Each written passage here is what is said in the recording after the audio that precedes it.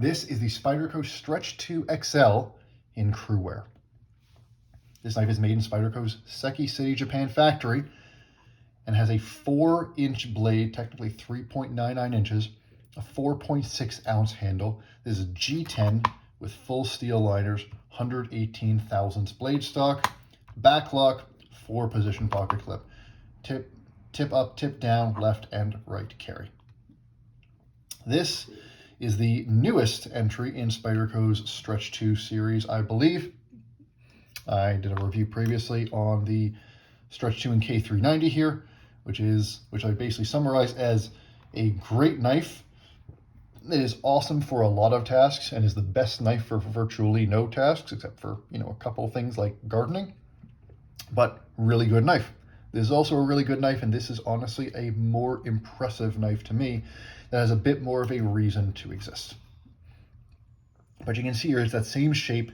You got the PM2's blade shape here, that leaf drop point shape, which just leads to a really nice usable edge. You've got lots of flat here, a bit of belly. The tip's a little bit lower than the pivot. So it's just really easy to choke up and be relatively close to the edge, to choke back here. You can come all the way back here if you want to, though I wouldn't really recommend hacking away with 118,000 blade stock, even though it is crew wear. And it's basically a longer PM2. And in fact, let me get out a PM2 here. You can see this is a longer PM2. That's what the Stretch 2 XL is. But when you start to really look closely, there's a lot of really impressive things about this. The most impressive is right here. When I close it, if you look at it from the side, you can see they have packed almost as much blade into this handle as you feasibly could. It is difficult to, think of ways that you could either fit more blade into this handle or that you could get a 4-inch blade with a smaller handle than this one. The only ways to do it, I think Jake Hoback has done this on a couple of his, and Shirer Gorov does this on a lot of theirs, both makers that play at much higher price points than this, is to do things with extended back spacers or really push the pivot up, things like that. But the blade to handle ratio on this Stretch 2 XL is fantastic. It's probably as good as it gets in the production knife industry, and certainly as good as it gets on a knife of this size. So the real summary for this is if you want a slicey, usable knife, meaning you don't want big burly blade stock, you don't want a Strider SMF, and you want a 4-inch blade in the most lean and carryable package possible, this is the knife for you. And the only other place that I would really direct you is, if you want the Endura, that's the other Seki City option. Also a great lightweight 4-inch knife. And that's really, they're really your best options. This does also come in a VG10 model with FRN handles. That one, the ratios are frankly insane.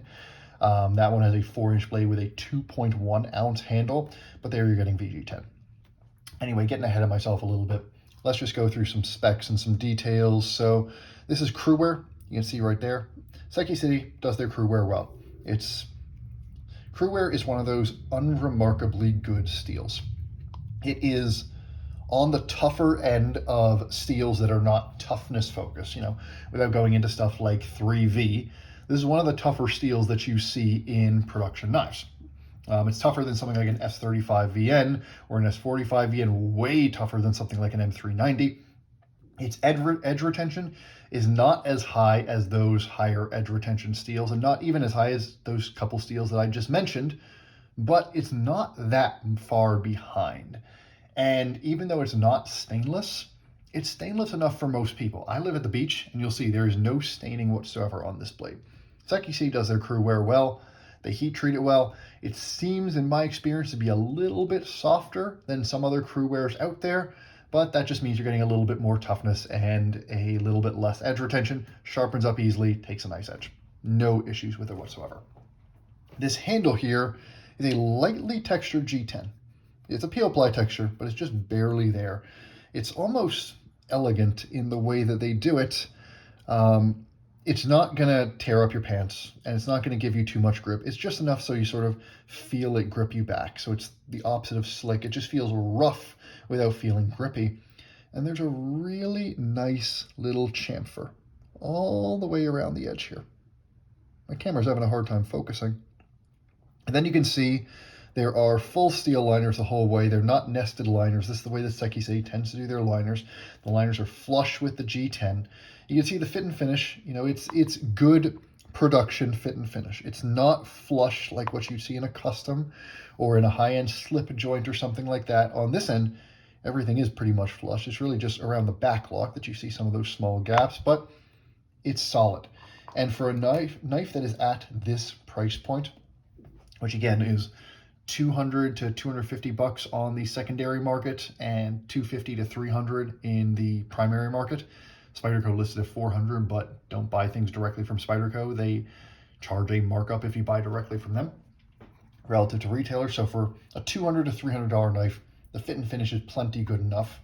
And when Seki City does these G10 models, it's kind of their halo models a little bit. You know, they tend to push a higher price point. They do charge you quite a bit for these G10 models, but they finish the G10 really nicely. It's really nice in the hand, and these are thin. This is a thin knife. Again, if I bring back the PM2 here, you can see, and let me just put them butt to butt. You can see how much thicker that PM2 is than the Stretch 2, where you can almost remove this entire scale to get to the thinness of the Stretch 2. So what you've got here is a nicely contoured, nicely finished handle with great ergonomics for a 4-inch blade. And again, this is really, if you want a 4-inch blade and you're okay with that 118 thousandths blade stock, you don't need a thicker blade that you can really beat on. This is about as light and carryable as any 4-inch blade on the entire market. And that really is what you're paying for. If you're going to pay $200 to $300 for this knife, you are getting it because you've got a great grind here. You've got a nice slicey blade, thin stock down to a full flat grind, very good edge, easy to sharpen steel, and you want 4 inches of blade in your pocket with as little presence in that pocket as possible. That is where the Stretch 2 sings. The fit and finish is good enough. Everything else about the knife is good enough, and it is exceptional in that particular area. Now, let's just do a couple comparisons and talk about some other knives you might want to consider. The most obvious comparison here is the Endura. The Endura is Seki City's other sort of long-standing 4-inch knife, and the differences are pretty obvious. You know, you can get this model in FRN, but the FRN model, again, is VG10 steel. This one here is FRN handle and K390. Full steel liners, so it's not like this one is all that much lighter. Unlike the Stretch 2 XL, in the Stretch 2 XL FRN, they didn't have full stainless steel liners, so the weight on that one is insane. 2.1 ounces for a 4-ounce blade. So if you really want to maximize your blade to handle ratio and you're okay with VG10, then I'd direct you to the FRN version, which is also quite a bit cheaper. But this one here, the Endura, full stainless steel liner, so it's pushing that 4-ounce mark as well. They don't feel any different in the hand, even though this one is a little bit lighter. But really it comes down to this handle. You know, you got more subtler scallops, the swoops and the curves and all that. This is a more neutral handle than this one is. And this is also just a thinner, sort of more streamlined and flatter blade with that modified sheep's foot profile that you find across the Delica and Endella and Endura line. Great for EDC tasks. This one, especially with that full choil, you know, this one here, you've just got that little kick. So you can put a finger in there and it's safe, but it's not as secure as a full choil. And if you go up here, you know, you don't really have anywhere to put that finger. This is just a bit of a lighter duty knife than this one. So really the use cases for this are, you know, if you like this knife and wish it was a little heavier duty, then here you go. As long as you're okay to pay a little bit more and get a little bit more weight. The other comparison here is the military. So the military is Golden Colorado's big knife. This one's a little bigger. This one's a little more than 4 inches. This one's a little less than 4 inches. But this one feels way bigger. It is way thicker blade stock, and significantly thicker scales. Feels way thicker in the pocket. This is the older version, the Military 1, the St. Nick's exclusive in 4V. Obviously, the Military 2s that are coming out now are compression lock, not this liner lock. But this is a big knife. This is probably Spyderco's best big hard use knife. But this feels big in the pocket. This feels big in the hand. The benefit, super secure. There is, again, you'd have to go up to something like a Strider SMF to have a folding knife that feels more secure under heavy duty tasks than the Military.